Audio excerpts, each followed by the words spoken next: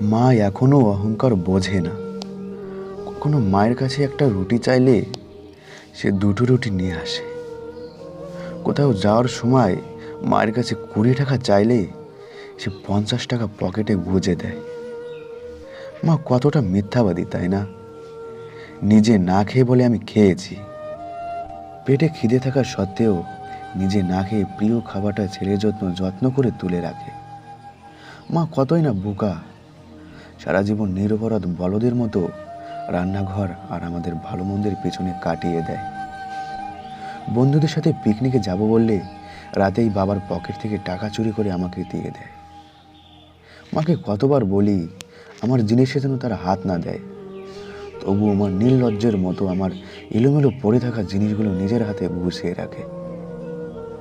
আমার প্লেটে খাবার কম দেখলে কেমন যেন করে, খোকা তো খাবার কম কেন তোর প্লেটে, এই বলে প্লেটটা ভর্তি করে দেয়। এত খাওয়ার পরেও মায়ের চোখে সন্তান যেন কতদিনের না খাওয়া ছেলে। নিজের কোমরের ব্যথা, পিঠের ব্যথা ধুকে ধুকে মারা গেলেও কখনো ওষুধের কথা বলে না, অথচ আমাদের একটা কাশিতে তার দিনটা যেন ওলটপালট হয়ে যায়। ডাক্তার, হাকিম, বৈদ্য সব এক করে ফেলে। মা তো আনস্মার্ট। অনেকের মায়ের মতো করে মা দামি দামি শাড়ি পরে না, ভ্যানিটি ব্যাগ ঝুলিয়ে স্মার্টফোন নিয়ে ঘুরতেও যায় না। সারাদিন খালি রান্নাঘর আর আমাদের ভালো মন্দের চিন্তা, এই নিয়ে পুরো জীবনটা কাটিয়ে দেয়। পৃথিবীর সবচেয়ে খারাপ বোধহয় মা, তাই বুঝি আমরা সন্তানেরা তাদের এত কষ্ট দিই, তবু তাদের কোনো পরিবর্তন হয় না। প্রতিদিন এসব আচরণগুলো বারবার করতে থাকে। আমরা কতই না নিষ্ঠুর, তাই না? আমরা বড় হয়ে গেলে আমরা তাদের বৃদ্ধাশ্রম বা জীবন থেকে দূরে সরিয়ে রাখি, তবুও তারা বোকার মতো ভালোবাসতে থাকে আমাদের।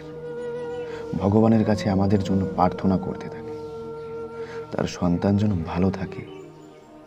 সারা জীবনটা আমাদের খালি ভালোবাসা দিয়েই যায়। বিনিময়ে দিনে একবার হলেও সন্তানের মুখে আদর করে মা ডাক শুনতে চান। তারা কত নিরপরাধ, তাই না? আসলে একটা কথা বলি, যাদের মা বেঁচে আছেন তাদেরকে সম্মান করুন, নিঃস্বার্থ ভালোবাসার মূল্য দিন। এই মা ছাড়া দুনিয়াটা অন্ধকার।